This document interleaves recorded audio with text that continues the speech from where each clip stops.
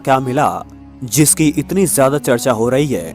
जब नासा के वैज्ञानिकों को इन चीजों के बारे में पता चला तो वह भी हैरान रह गए। और सबसे बड़ी बात कि जब आपको इसके बारे में पता चलेगा तो आपके भी रोंगटे खड़े हो जाएंगे। एक बात और, इस वीडियो को देखने के बाद आपको अपने हिंदू और सनातनी होने पर बहुत ही ज्यादा गर्व महसूस होगा। आखिरकार कई सालों के इंतजार की घड़ी अब खत्म हो चुकी है और राम मंदिर भी बनकर तैयार हो चुका है। अब लोग 22 जनवरी का इंतजार कर रहे हैं, क्योंकि इस दिन का भारत के लोगों को ही नहीं बल्कि दुनिया के लोगों को इसका इंतजार है। लोग रामलला की स्थापित होने वाली मूर्ति को देखकर झूम उठेंगे, क्योंकि इस दिन के बाद राम मंदिर के दरवाजे हमेशा के लिए भक्तों के लिए खोल दिए जाएंगे। इस मूर्ति को बनवाने के लिए देश के 3 सबसे बड़े मूर्तिकारों को बुलाया गया और जो भी भक्त इस ऐतिहासिक पल को अपनी आंखों से निहारेगा वह जीवन मरण के बंधन से मुक्त हो जाएगा। क्योंकि यह तो आपको पता ही होगा कि 22 जनवरी 2024 को राम मंदिर में रामलला की मूर्ति की प्राण प्रतिष्ठा होगी। लेकिन यह मंदिर भले ही बनकर तैयार क्यों न हो गया हो, लेकिन इसके निर्माण के समय कई ऐसे चमत्कार हुए, उसको देखकर मंदिर के पंडित समेत कई लोग दंग रह गए। यहाँ तक कि इन चीजों को देखकर नासा के वैज्ञानिकों ने तो अपना सर ही पकड़ लिया। और तो और वह एक ऐसी गहरी सोच में पड़ गए कि मानो उन्होंने कोई भयानक चीज देख ली हो। आज की इस वीडियो में हम राम मंदिर के बनते वक्त हुए उन चमत्कारों और रहस्यमय चीजों के बारे में आपको बताएंगे, जिसे सुनकर शायद आप यकीन ना कर पाओ। लेकिन वीडियो को शुरू करने से पहले प्रभु श्री राम के सच्चे भक्त होने के नाते आप सभी लोग इस वीडियो को लाइक करें और कमेंट में जय श्री राम लिखना ना भूलें, ताकि प्रत्येक देशवासी को ये पता लग जाए कि हम हिंदू भी किसी से कम नहीं हैं। नमस्कार दोस्तों, आप देख रहे हैं दी गोल्डन एज ऑफ सनातन। अगर आप चैनल पर नए हैं तो चैनल को सब्सक्राइब जरूर करें और वीडियो को लाइक भी और बेल आइकन को जरूर दबाएं, ताकि ऐसी ही रहस्यमय वीडियो आपको लगातार देखने को मिल सके। आपको बता दें कि जब यहाँ मंदिर निर्माण का कार्य चल रहा था तब यहाँ 1200 खम्भों की ड्राइंग तैयार करवाई गई और अमेरिका से एक विशिष्ट वैज्ञानिकों की टीम को बुलवाया गया, ताकि वे इसका निरीक्षण करके होने वाली हर एक कमियों को दूर कर दें और राम मंदिर की शान में 4 चांद लगा दें। लेकिन जैसे ही राम मंदिर के निर्माण के वक्त वहां की धरती को खोदा गया, तब उस धरती से एक ऐसी वस्तु निकली, उसे देखकर सभी के होश उड़ गए।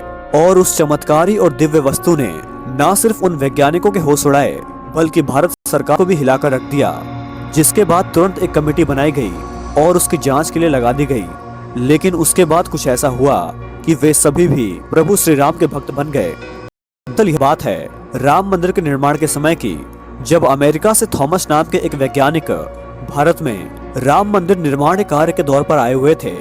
यहाँ आकर उन्होंने देखा कि राम मंदिर का निर्माण कार्य काफी अच्छा चल रहा है। जिसके बाद उन्होंने अपना काम फिर से करना शुरू कर दिया और अपने काम करने के दौरान जैसे ही उनकी नजर मंदिर परिसर की तरफ गई तो उन्हें एक ऐसी जगह दिखाई दी जहाँ पर वह धरती नरम पड़ी हुई थी। देखने में वह धरती वहाँ की जगह से पूरी अलग ही दिख रही थी। थॉमस को अपनी अंतरात्मा से कुछ अलग से प्रेरणा मिलने लगी और तुरंत ही थॉमस ने अपने मजदूरों को वहाँ की खुदाई करने के लिए बोल दिया। एक बार के लिए तो मजदूर भी हैरान हो गए कि ऐसी धरती की वो खुदाई क्यों करवा रहे हैं, लेकिन मजदूरों को तो उनका ऑर्डर मानना ही था। इसीलिए मजदूरों ने बिना कुछ सवाल की खुदाई करना शुरू कर दी। जैसे ही वहाँ पर खुदाई शुरू हुई, कुछ ही देर बाद उस धरती से पानी का प्रवाह शुरू हो गया। उस बहते हुए पानी को देख खुदाई करने वाले मजदूर परेशान हो गए, क्योंकि पानी के अंदर खुदाई करना मुश्किल ही नहीं बल्कि नामुमकिन सा हो जाता है। लेकिन जब इस पानी का पता लगाया गया तो पता चला कि यह पानी तो पास में ही बह रही सरयू नदी का पानी है। वे लोग यह समझ नहीं पाए कि ये माता सरयू का आशीर्वाद है कि वह खुद राम मंदिर के निर्माण में सहयोग कर रही थी। इस पानी ने सभी वैज्ञानिकों को एक गहरी सोच में ढकेल दिया। वे यह सोचने लग गए कि अगर ऐसे ही पानी निकलता तो यहाँ एक भव्य मंदिर का निर्माण कैसे हो पाएगा, क्योंकि एक पानी वाली सतह पर मजबूत मंदिर बनवाना कोई हंसी मजाक की बात नहीं थी। उस समय सभी के दिमाग में एक ही बात थी कि सरयू नदी का मंदिर की भूमि के नीचे मिलना कोई चमत्कार है या फिर कोई कुदरत का करिश्मा, यह कोई भी नहीं जानता था। आखिरकार जब कोई भी समाधान नहीं मिला तब सभी मिलकर श्री राम से प्रार्थना करने लगे, क्योंकि जाहिर सी बात थी कि जब तक माता सरयू की पानी की धारा बंद नहीं होगी तब तक आगे का काम शुरू नहीं किया जा सकता था। लेकिन अगले ही दिन श्री राम ने उनकी पुकार सुन ली और माता सरयू का पानी स्वतः ही बंद हो गया और एक बार फिर राम मंदिर का निर्माण कार्य जोरों शोरों से शुरू हो गया। और यह काम इस कदर चला कि अब यह अपने अंतिम छोर पर पहुंच चुका है, या यूं कहे कि यह पूरा तैयारी हो गया है और 22 जनवरी को यहाँ श्री राम की प्राण प्रतिष्ठा भी की जाएगी। यह मंदिर इतना भव्य है कि इसे देखने के लिए भारत सरकार ने यहाँ पर एक अंतर्राष्ट्रीय हवाई अड्डा भी बनवाया है, ताकि देश और दुनिया के लोग सीधे यहीं पर आ सकें और इसे देख सकें। यह मंदिर तो आप कभी भी देख सकते हैं, लेकिन अब सवाल यह है कि जब पुराने समय में यहाँ पर राम मंदिर था, वो कैसा दिखता था, जिसको तोड़कर बाबर ने बाबरी मस्जिद बनवाई थी। उस राम मंदिर का निर्माण आखिर किसने किया था? क्योंकि ये रहस्य आज तक सीमित लोगों को ही पता है, ज्यादातर लोगों को इसके बारे में कुछ भी मालूम नहीं है। तो चलिए आज मैं आपको इसका पूरा रहस्य इस वीडियो के माध्यम से बता देता हूँ, तो बने रहें हमारे साथ वीडियो में अंत तक। आखिर उस समय भगवान राम की नगरी अयोध्या को किसने बनवाया था? यह पवित्र नगरी हिंदुओं के लिए बहुत ही ज्यादा महत्वपूर्ण है, क्योंकि यहाँ पर स्वयं प्रभु श्री राम का जन्म हुआ था। इसीलिए इसे राम जन्मभूमि भी कहते हैं। इतिहासकारों के अनुसार कौशल प्रदेश की प्राचीन राजधानी अवध को कालांतर में अयोध्या और बौद्ध काल में साकेत कहा जाने लगा। अयोध्या मूल रूप से मंदिरों का शहर था।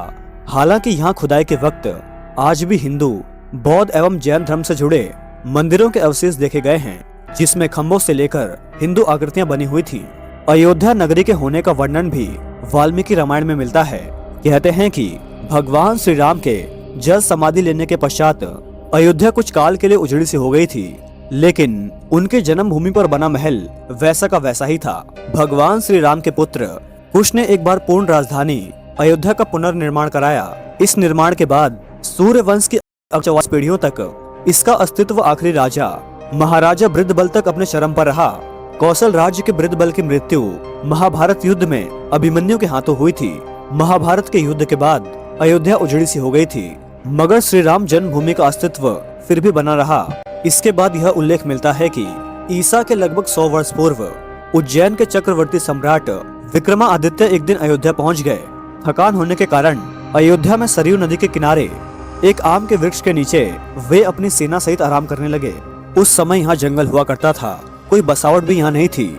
महाराजा विक्रमादित्य को इस भूमि में कुछ चमत्कार दिखने लगे। तब उन्होंने खोज आरंभ की और पास के ही योगी व संतों की कृपा से उन्हें यह ज्ञात हुआ कि यह श्री राम की अवध भूमि है। उन संतों के निर्देश से सम्राट ने यहाँ एक भव्य मंदिर के साथ ही कूप, सरोवर, महल आदि बनवाए। कहते हैं कि उन्होंने श्री राम जन्मभूमि पर काले रंग के कसौटी पत्थर वाले 84 स्तंभों पर विशाल मंदिर का निर्माण करवाया था। इस मंदिर की भव्यता देखते ही बनती थी। विक्रमादित्य के बाद राजाओं ने समय समय पर इस मंदिर की देखरेख की। उन्हीं में से एक शुंग वंश के प्रथम शासक पुष्यमित्र शुंग ने भी मंदिर का जीर्णोद्धार करवाया था।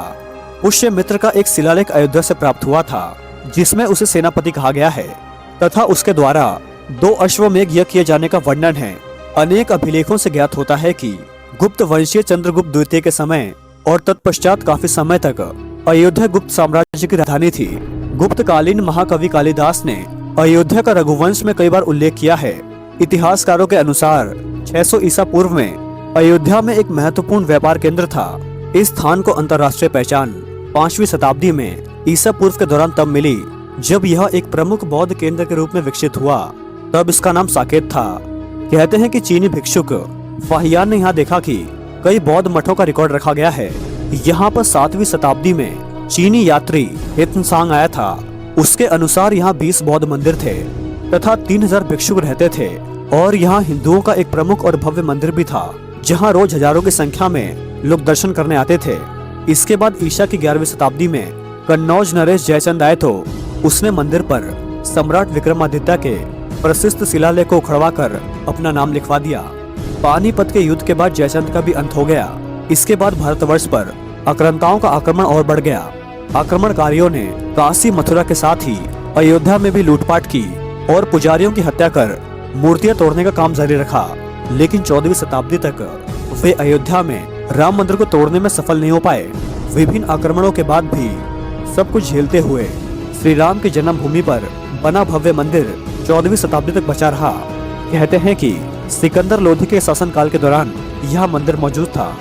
14वीं शताब्दी में हिंदुस्तान पर मुगलों का अधिकार हो गया और उसके बाद ही राम जन्मभूमि एवं अयोध्या को नष्ट करने के लिए कई अभियान चलाए गए।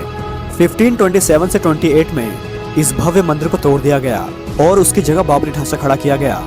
कहते हैं कि मुगल साम्राज्य के संस्थापक बाबर के एक सेनापति ने बिहार अभियान के समय अयोध्या में श्री राम के जन्म स्थान पर स्थित प्राचीन और भव्य मंदिर को तोड़कर एक मस्जिद बनवाई थी, जो 1900 तक विद्यमान रही। बाबरनामा के अनुसार 1528 में अयोध्या पार्टी के दौरान बाबर ने मस्जिद निर्माण का आदेश दिया था। अयोध्या में बनाई गई मस्जिद में